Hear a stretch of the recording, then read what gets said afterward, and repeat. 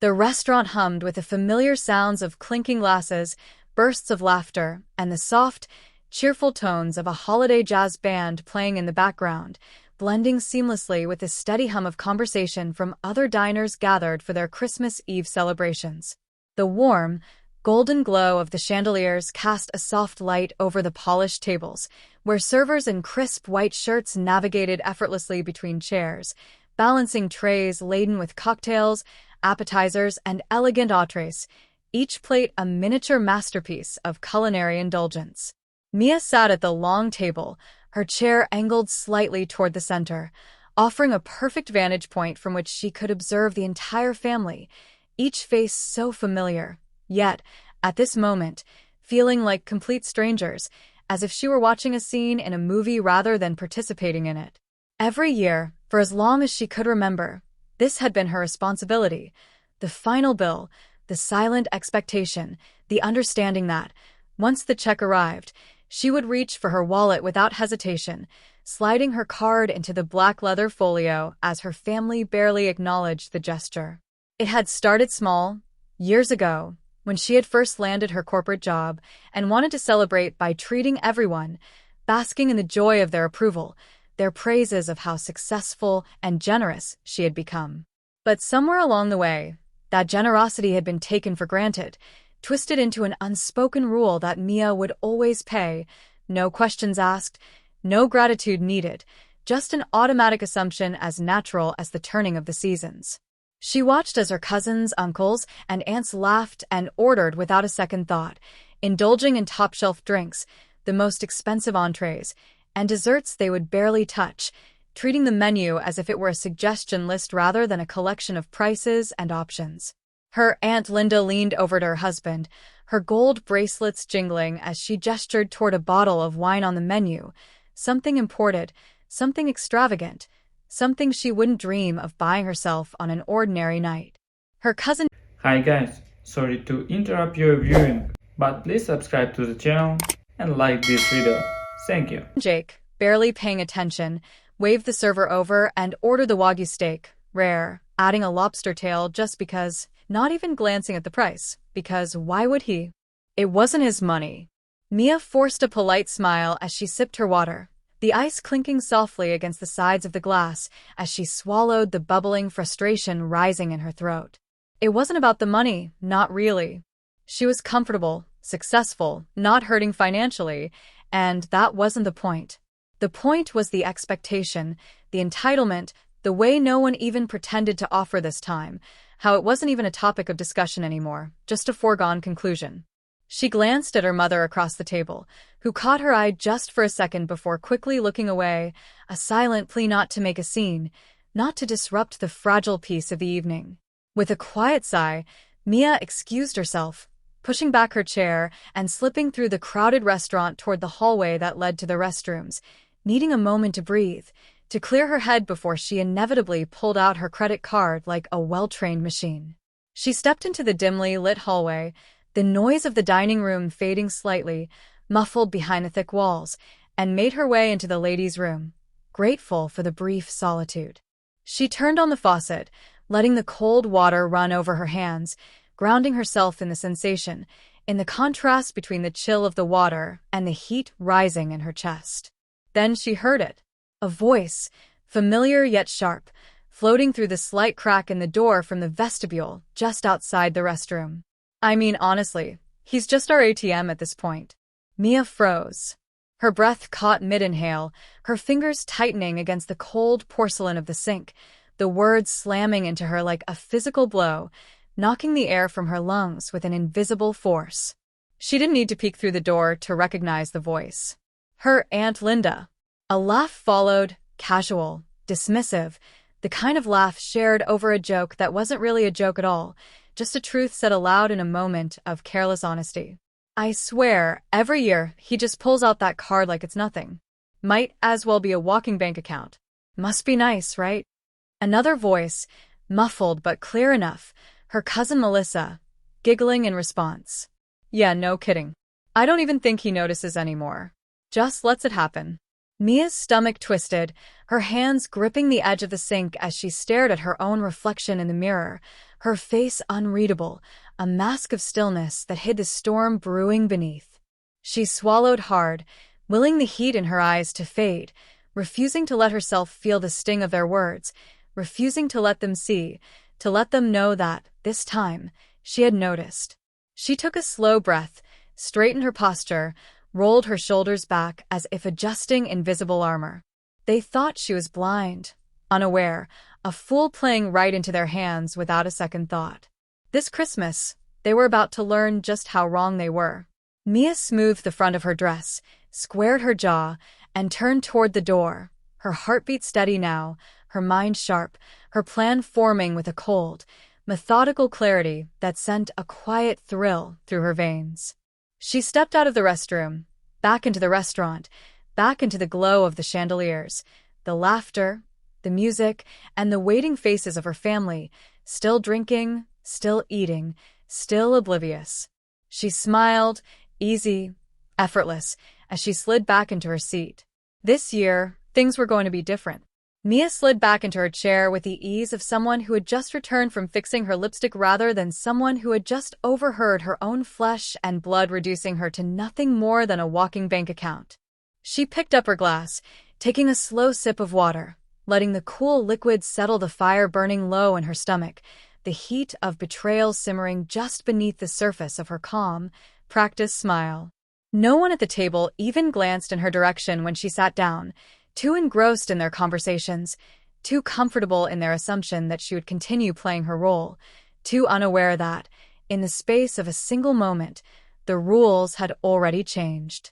Linda, the same aunt whose words had carved into her just minutes ago, leaned across the table with that familiar, effortless arrogance, her fingers tapping lightly against the stem of her wine glass as she let out a dramatic sigh. "You would not believe how much we had to spend on repairs this year," she said, her voice carrying just enough weight to suggest she expected sympathy, maybe even an offer of financial assistance. The damn water heater went out, and of course, it had to happen right before winter. Mia tilted her head slightly, forcing an expression of interest onto her face, though every word that left her aunt's mouth felt like nails on a chalkboard now. "Oh, wow, that sounds rough," she said, her tone measured and polite, revealing nothing. "How much did that set you back?" Linda sighed again, this time adding a subtle shake of her head for effect. "A couple thousand at least," she muttered, swirling the last of her wine lazily in the glass. "And with everything else going on, Christmas shopping, travel expenses, property taxes, it just never ends, you know?"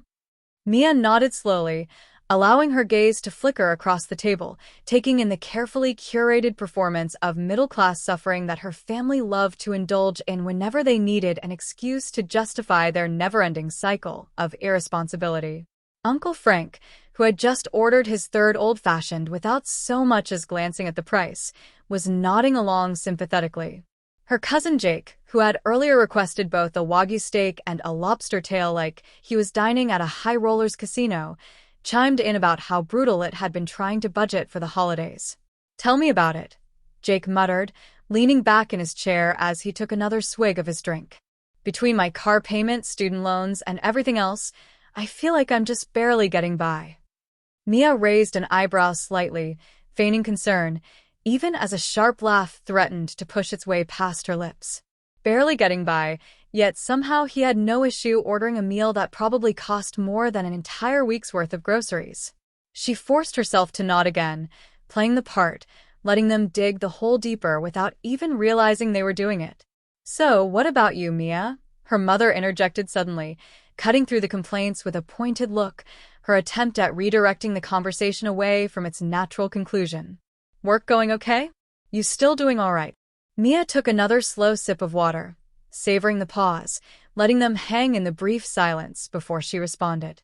"Yeah, things are good," she said, her tone light, almost dismissive. "You know how it is, busy, but can't complain."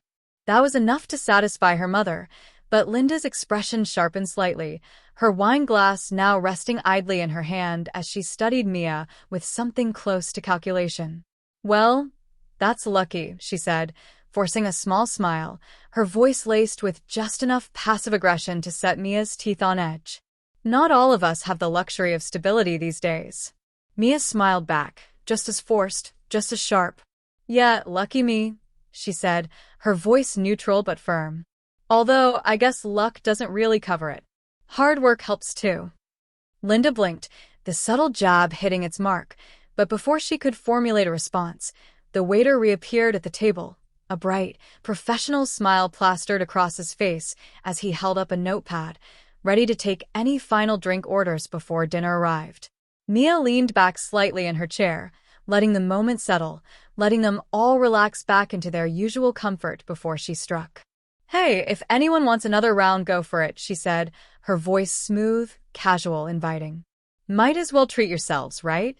Jake, predictably, was the first to take the bait, raising his hand slightly as he glanced at the menu again. You know what?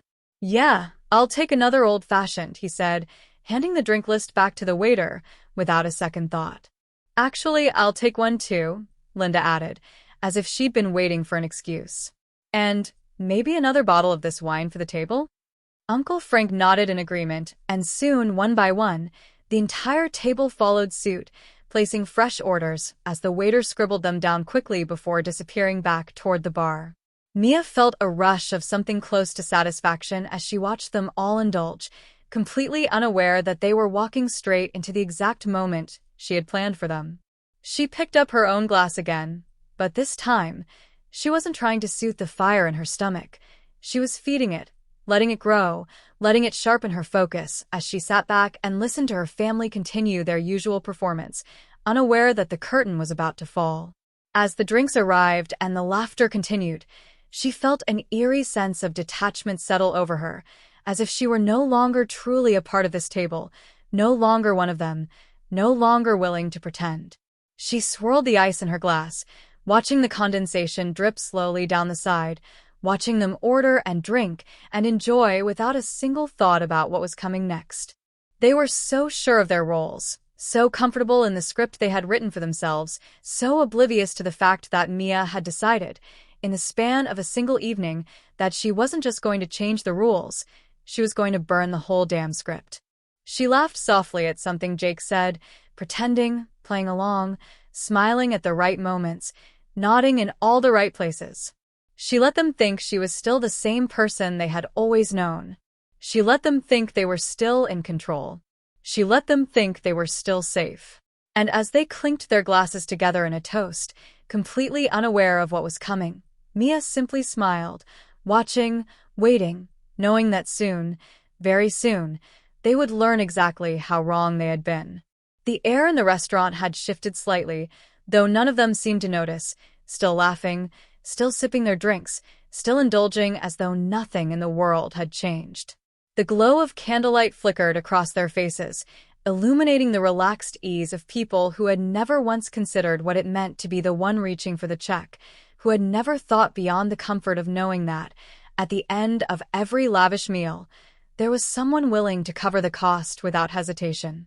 Mia swirled the last sip of her wine in the glass, watching the deep red color catch the light as she carefully concealed the fire burning in her chest, keeping her expression neutral, her posture relaxed, playing her role so convincingly that no one would have suspected that, beneath the surface, something entirely different was happening. She had spent the past hour listening to them complain about expenses, nodding along as they casually lamented rising gas prices, the cost of groceries, the absurdity of rent, all while sipping top-shelf liquor and ordering another round without a second thought. Her uncle had gone on a tirade about his car insurance, shaking his head at how companies were robbing people blind, before leaning back in his chair and ordering an extra side of truffle fries, as though the hypocrisy of his actions was completely lost on him. Her cousin Jake had spent 10 minutes discussing how hard it was to save money, how the economy made it impossible for people to get ahead, before selecting the most expensive dessert on the menu, adding an espresso martini on the side, leaning back with the easy confidence of someone who would never have to concern himself with the cost of his indulgence. Mia had encouraged them, subtly pushing them toward extravagance, suggesting dishes she knew they wouldn't normally order, nodding approvingly when her aunt decided on the imported wine instead of the house option, pretending not to notice when her younger cousin ordered a second entree, just to try it, and then barely touched it. She had listened, smiling in all the right places, laughing when expected, playing her role with practiced ease, all while waiting for the inevitable moment when reality would finally crash down around them. And then, just as expected, it arrived. The waiter appeared beside the table, holding the small black leather folio in his hands, a practiced smile on his face as he set it down in the center, between Mia and her uncle, the placement as familiar as the meal itself. For a brief second, no one reacted, the conversation carrying on uninterrupted, the laughter continuing as though the presence of the bill was something distant, unimportant, a minor detail that would resolve itself without anyone needing to acknowledge it. Mia didn't move, didn't reach for it, didn't even glance in its direction, instead keeping her focus on the half-empty glass in her hand, running a finger along the rim absent-mindedly, her expression unreadable. A beat passed, then another. The silence stretched just slightly too long, a fraction of a second passed comfortable, and then, slowly, the realization began to dawn on them. Her aunt was the first to shift, her hand twitching slightly toward the check before stopping, fingers curling back as though burned. Her uncle cleared his throat, a forced sound meant to break the unexpected quiet, his eyes flickering toward Mia, watching, waiting. Her mother shifted in her seat, glancing at her, the faintest flicker of unease passing over her face before smoothing away into something carefully neutral. Still, Mia didn't move. The weight of expectation pressed down on the table, invisible but heavy, unspoken but tangible, the quiet understanding that something wasn't quite right, that something about this familiar ritual had been altered in a way they couldn't yet name. Then, finally, her cousin Jake reached out, pushing the bill toward her with the casual ease of someone passing the salt, not even looking up as he did it, not even considering for a second that this time might be different. Mia exhaled slowly, then stretched, rolling her shoulders, letting the moment settle before finally rising to her feet, tilting her head slightly as she looked around the table, taking in their expectant expressions, the subtle shifts of discomfort, the lingering belief that any second now, she would do what she had always done, what she had been trained to do. Instead, she smiled, slow and easy, and then, with deliberate nonchalance, said two simple words. "Your turn." The silence that followed was absolute.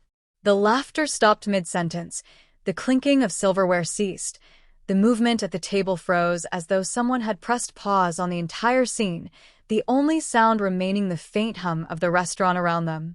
Her uncle blinked, her aunt's mouth opened slightly as though about to protest, but no words came out. Her mother's lips parted in quiet shock, her younger cousin shifted uncomfortably in his chair, her cousin Jake, the one who had so easily pushed the bill toward her without a second thought, slowly lifted his gaze, confusion flickering across his face like a man who had just realized he was standing on the edge of a cliff. Someone coughed. No one moved. Mia watched them, letting the silence settle, letting them sit in it, letting the weight of their own expectations crash down around them like a tidal wave. For the first time in years, she didn't reach for the check. For the first time in years, she wasn't their safety net, their easy solution, their unspoken guarantee that they could spend freely without consequence. For the first time in years, they were being forced to acknowledge the reality of the situation, to confront the very thing they had taken for granted for so long, to finally face the question they had never once thought to ask. What happens when the ATM refuses to pay? A strange, heavy silence hung over the table, thick and suffocating, stretching between them like a chasm none of them knew how to cross, a moment so foreign that no one quite knew how to react.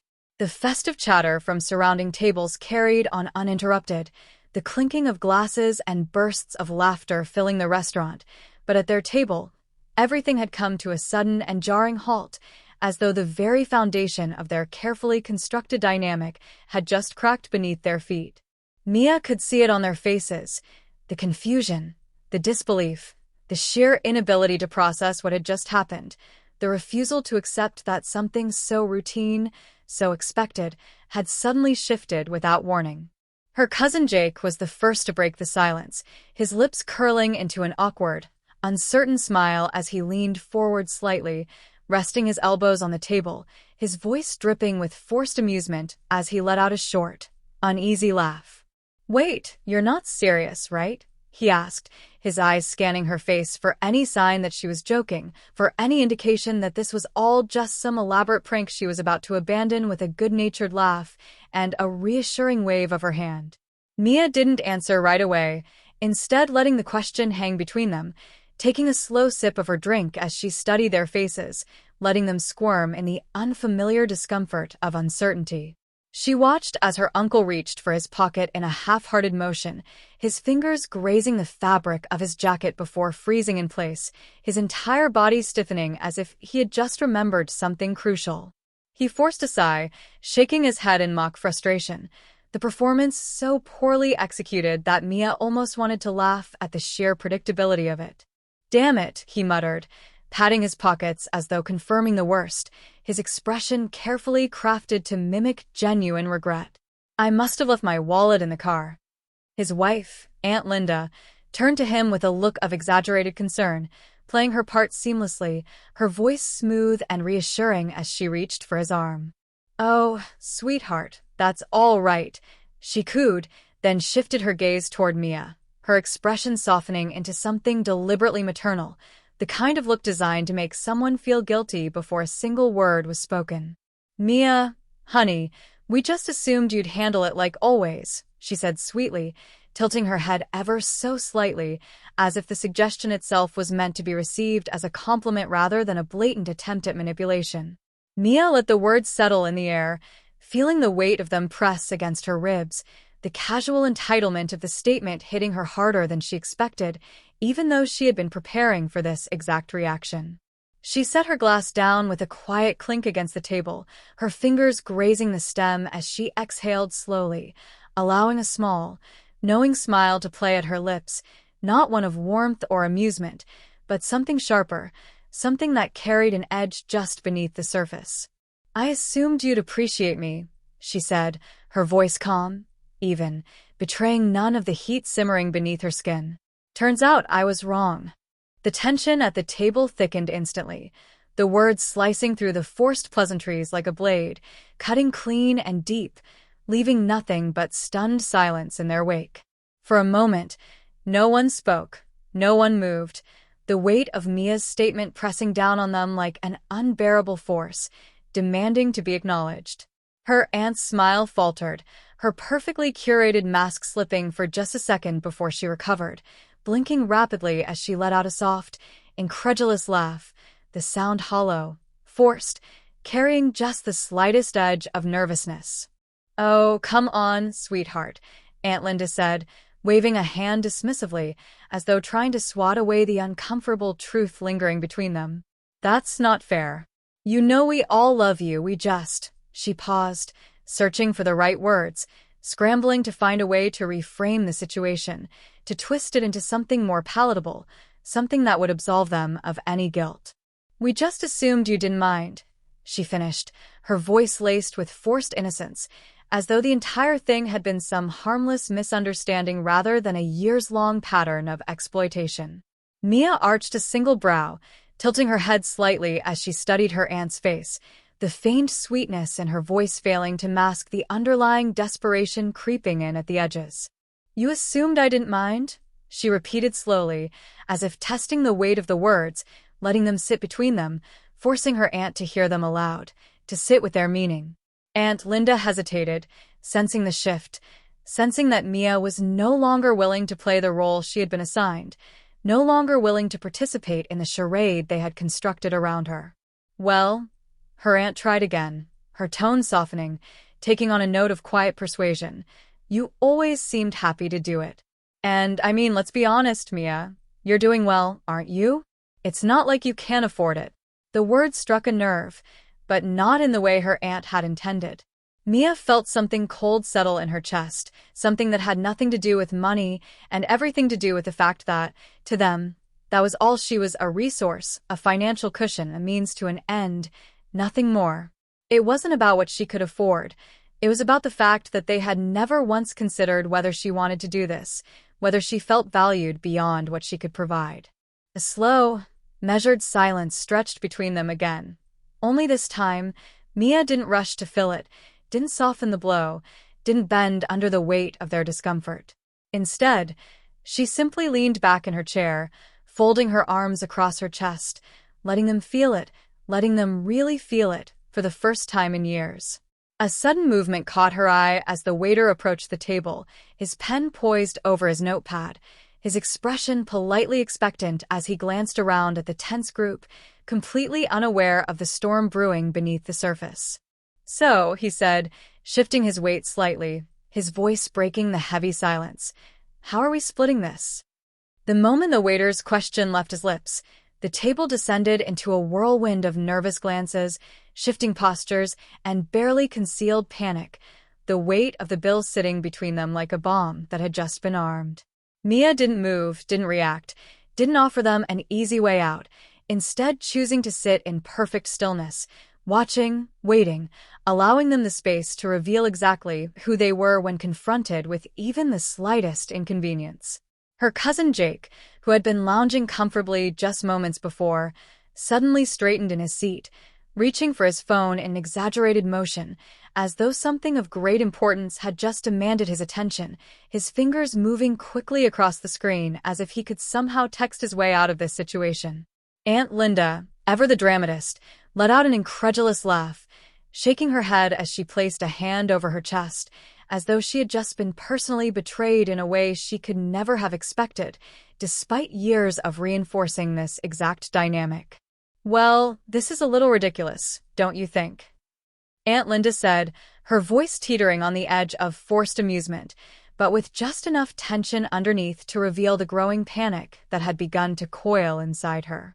She let out another hollow chuckle, shaking her head, before turning to Mia, her eyes wide with exaggerated hurt, her lips curling into something meant to resemble a smile but failing spectacularly. "Mia, sweetheart, after all we've done for you, you're really going to do this now?" Mia exhaled slowly, her fingers tapping idly against the side of her glass as she tilted her head slightly, as if considering the statement, as if weighing the truth of it against the years of unspoken expectations that had led them to this exact moment. She let the silence linger, let it press down on her aunt's shoulders, let it stretch long enough for the discomfort to truly set in before offering the simplest, most cutting response she could muster. "Like what?" she asked, her voice calm, measured, betraying none of the heat bubbling just beneath the surface. The effect was immediate. Aunt Linda blinked, her mouth opening slightly before closing again, her eyes darting to her husband as if searching for some kind of backup, some kind of reinforcement, but none came. The silence that followed was deafening, stretching across the table like an ever-expanding void, growing heavier with each passing second as Mia's question hung in the air, unanswered, exposing the hollowness of her aunt's claim with brutal efficiency. Mia watched as her mother shifted uncomfortably in her seat, as her uncle cleared his throat but said nothing, as her cousin Melissa pretended to be very interested in the condensation on her water glass, running a single finger along its surface, as if the entire world outside that tiny droplet of water had suddenly ceased to exist. Then, just as Mia expected, the first sign of escape presented itself in the form of her younger cousin Brian, who, with an exaggerated sigh, pushed back his chair ever so slightly, stretching his arms above his head as though casually preparing for movement, his gaze darting toward the restroom in a manner so obvious it was almost comical. "I'm just gonna," he started, his voice artificially nonchalant, but before he could finish the sentence, Mia shifted in her chair, leaning forward just enough to meet his eyes directly, her expression unreadable, her presence alone enough to stop him in his tracks. "Sit down," Mia said, her voice quiet but firm, leaving no room for argument. Brian hesitated, glancing around the table as if searching for some kind of support, but when none came, he let out an awkward chuckle and slowly sank back into his seat, suddenly finding the menu in front of him incredibly interesting despite having ordered an hour ago. The tension at the table thickened further, suffocating in its weight, and then, just as expected, Mia's mother, always the peacemaker, always the one looking to avoid conflict at any cost, finally broke.